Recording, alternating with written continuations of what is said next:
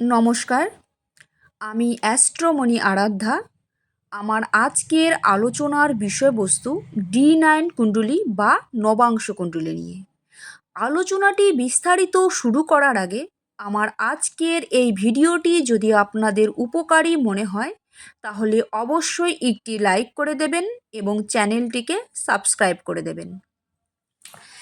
এই D9 কুণ্ডলী বা নবাংশ কুণ্ডলী থেকে আমরা কিন্তু আমাদের জীবনের দুটো বিষয় জেনে থাকি।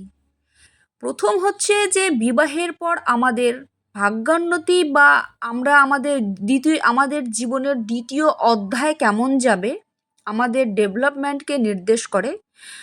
আর D9 কুণ্ডলী থেকে আরও একটি বিষয় যেটি জানতে পারি সেটা হচ্ছে আমাদের বিবাহিত জীবন কেমন যাবে। তবে আজকের এই আমার আলোচনাটি বিবাহিত জীবন সম্পর্কেই। প্রথমেই বলি, বিবাহিত জীবন বিচারের ক্ষেত্রে স্বামী এবং স্ত্রী উভয়ের জন্মকুণ্ডলী বা D9 কুণ্ডলীকে প্রাধান্য দেওয়া উচিত। উভয়ের D9 কুণ্ডলী কিন্তু আমাদের বিচার করা উচিত।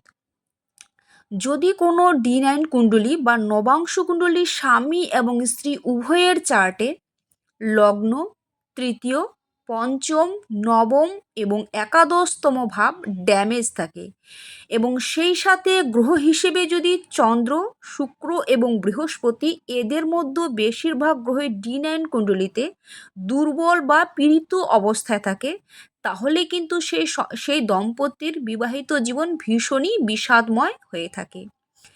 এক্ষেত্রে বিবাহিত জীবনে স্থায়িত্বের অভাব, স্বামী এবং স্ত্রীর মধ্যে বোঝাপড়ার সমস্যা, দুজনের প্রতি ভালোবাসার অভাব, বিবাহের পর ভাগ্যের অবনতি এবং অনেক ক্ষেত্রে শারীরিক কোনো সমস্যাও হয়ে থাকে। তবে অবশ্যই এক্ষেত্রে উচিত বিবাহের আগে D9 কুণ্ডলী বা জোটক বিচার করে বিবাহ করা উচিত। এবং যারা এখনও বিয়ে করার চিন্তা ভাবনা করছেন, আপনাদের অবশ্যই উচিত জোটক বিচার এবং কুষ্টি বিচার করে বিয়ের মতো একটা সিদ্ধান্তে পা বাড়ানো। সকলে ভালো থাকুন, সুস্থ থাকুন। জয় শ্রীকৃষ্ণ।